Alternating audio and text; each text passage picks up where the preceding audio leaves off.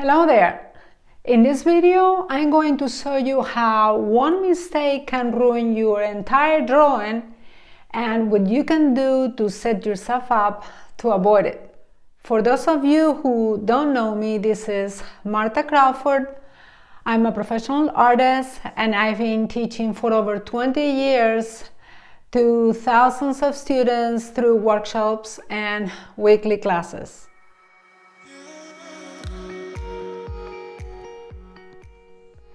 These are all the supplies we are going to use, and I'm placing a little bit of video to the side of at the beginning of this drawing on the table so you can pretty much see how I have everything set up.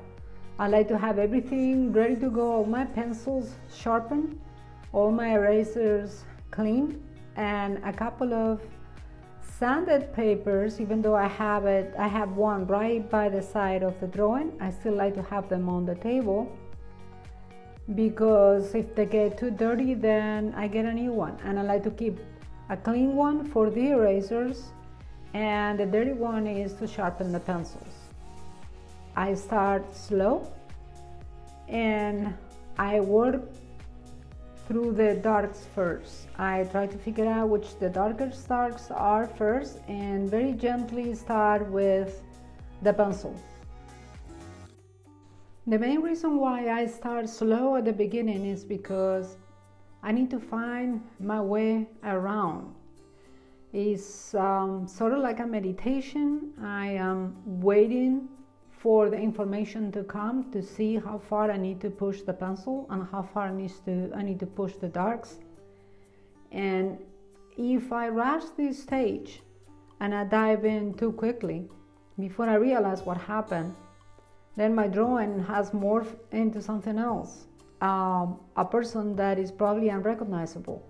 So it bears repeating that it's important to just take your time at first and try to find your footing and figure out the areas that need to be refined the most, because basically that's what we're doing in this drawing. We drew Cillian Murphy first with charcoal pencil to get the overall lines and the overall layout of how everything was going to be. And all we're doing right now is refining. And in refining is where we find the likeness. Because even though I had a pretty okay likeness with just the fine charcoal, but it wasn't pretty accurate. And the reason was it wasn't possible because I didn't have the fine point that the pencil has to achieve it. You can see now that with the pencil, you can get very, very detail and fine-tune the areas that you need to work with. Now, these pencils are not the ones that I use in the other videos. These are the ones that I really like, and they're very soft. Even though they're charcoal pencils, they're very soft. So they need to be sharpened at all times with the sandpaper to keep a strong point, because if you lose the point, then suddenly it's like you're drawing with fine charcoal all over again. So no, my title was not clickbait. I hate clickbait. I hate clickbait videos. So I'm talking about one mistake, right? What is the mistake that can and will absolutely ruin your drawings? Well, stay with me through the remainder of this video and you will find out. I continue working and defining the mouth. The mouth is very important. The mouth and the eyes in a portrait are notoriously the most difficult, at least for me, because just a little bit of deviation or a wrong curvature in the mouth will give your portrait a completely different expression. And the same thing with the eyes. I work at the top of the eyes and I always want to get that really dark because that way it has more, the eyes have more depth, but I work the pencil around it just so I don't get too tight on one area. I never like to work too long in one area because then I get tired and my attention will squandered. So as to not to lose my train of thought, I move around in different directions. This is the best way that I know to keep my mind fresh. I work around the hairs and more and define it, and I add more darks to the background. It's much easier now that I have a good compressed charcoal to work with. I don't know if you watch my other videos, but it was taking me forever to get the background really dark. But with this one, it is very easy.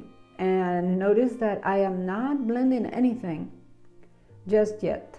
I try to save the blending for the end because I like to have a contrast between the blended areas and the non-blended ones to have a little bit more dynamism in the portrait. Therefore, the easiest way that I found to achieve this is by holding the blending as long as possible and just keep adding more and more charcoal to the paper and lifting some lines to see where the contrast is going to be. So for the larger areas like the hair, I like to grab the 1-inch charcoal, compressed charcoal, because I cover more ground in a shorter period of time, and I also a lot less precious with it, and I'm not too tempted to put in too many details. For the eyes, of course, I will use the pencil because those are very detailed, and the piece of compressed charcoal that I have is too thick to cover those areas. Then I move around, and now I blend with my finger. My finger really is the best tool that I have for that.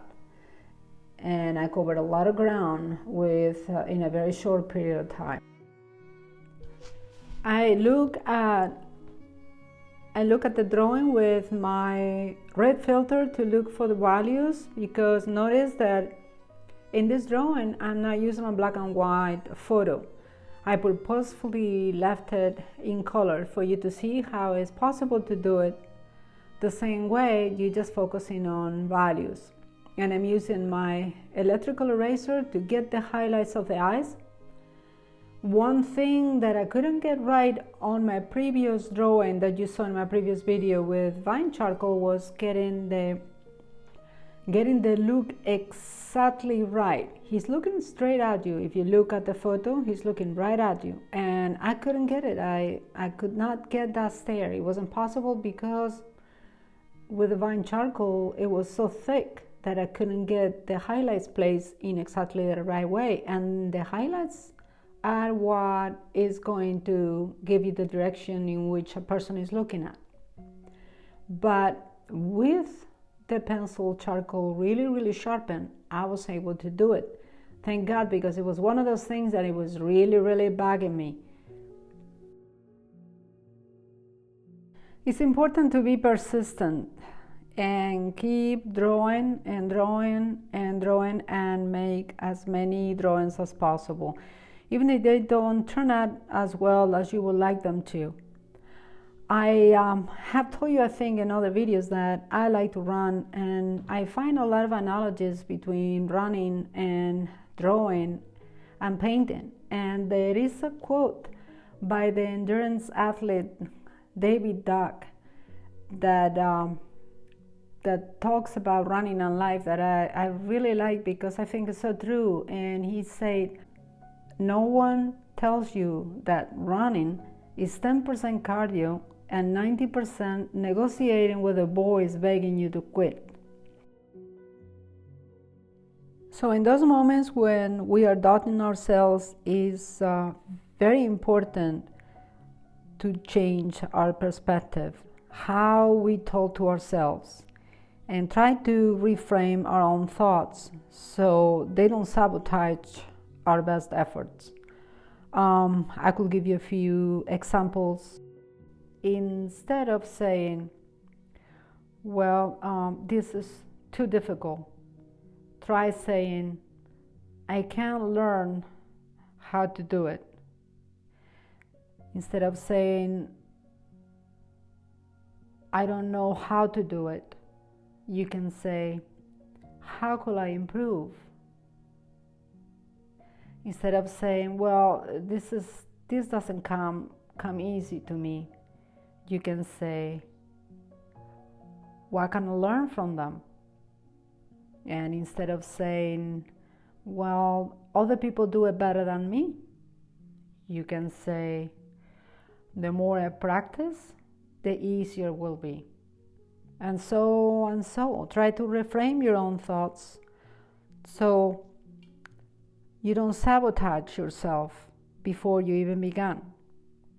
You're probably tired of hearing me talking for a while, so I'm gonna leave you with this lovely music for a few minutes. Talk to you in a little bit.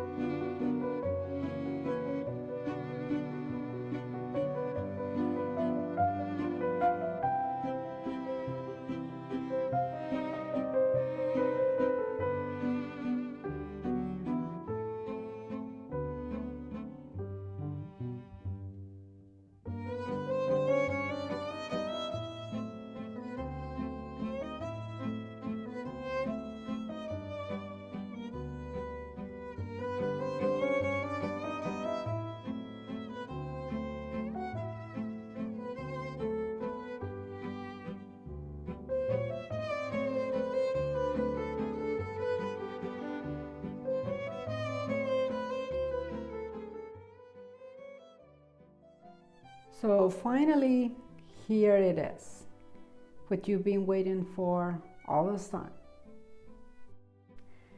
The one mistake that will absolutely ruin your drawing or will ruin this drawing is if I were to dare to go too dark from the very beginning. Right there. Going too dark, pressing too hard with the pencil from the very beginning. This is something that I used to do systematically in every drawing when I was younger. I was pressing the pencil so hard that you literally saw the back of the paper, you saw the mark underneath, and sometimes I almost broke the paper pressing that hard. It's like I wanted to leave my mark. I wanted to be right there, the line, the darks. And I think that stems a little bit from ignorance, and with ignorance comes arrogance, or maybe I should say backwards, stems from arrogance, but arrogance comes from ignorance. The less you know, the more you think you know. So when you're drawing at the beginning and everybody's praising you for your pretty drawings or how good you can draw, you are so full of confidence. Especially when you're young, the younger you are, the more confident you are. Then you want to leave your mark, and this is it. So you want to press as hard as possible. But the older you get, the more experience, the more drawings you have under your belt, the more mistakes you have made. The more mistakes you have made, the more you're going to know that mistakes are coming. Therefore, you become more humble. And this humility is what makes you go light with the pencil. You're threading lightly because you know that mistakes will happen. And once you go too dark with the pencil, you will not be able to erase. It's nearly impossible to erase a really, really dark mark on the paper. It doesn't matter how good the paper is or how good the charcoal is. Once it's there for good, it's there for good. So sure, you can erase probably about 80% of the charcoal from the paper, but that 20% remainder will mix up with everything else, and it will result in mud. If you've ever painted, you make mud when you mix the wrong colors and you get the wrong values, right? Well, in drawing it's exactly the same. You make mud when you try to erase something because you're making a mark on the paper that will have a relief there, and inevitably the marks you're going to make on top of it will mix with those and will result in a mess. So right there you have it. The number one mistake that we can make to ruin our paintings or drawings, not our paintings, our drawings, is right there in a nutshell. Going too dark from the beginning. You want to save your darks or your darker darks for the very end, when you are 100% certain that that's where they're supposed to be. When you mix too many dark values together, the new tones will morph into one equally dark value. Therefore, your drawing will lack complexity and will result in a flat unitone drawing. This image right here that I'm showing you tells you exactly what will happen if you're going too dark from the beginning. How impossible it is, how impossible it will be to make your lights, and how even more impossible will be to blend all the tones, because there will be no tones. You will only have dark values. When you blend together dark values, the new tones will be completely mixed together, and you won't be able to see them.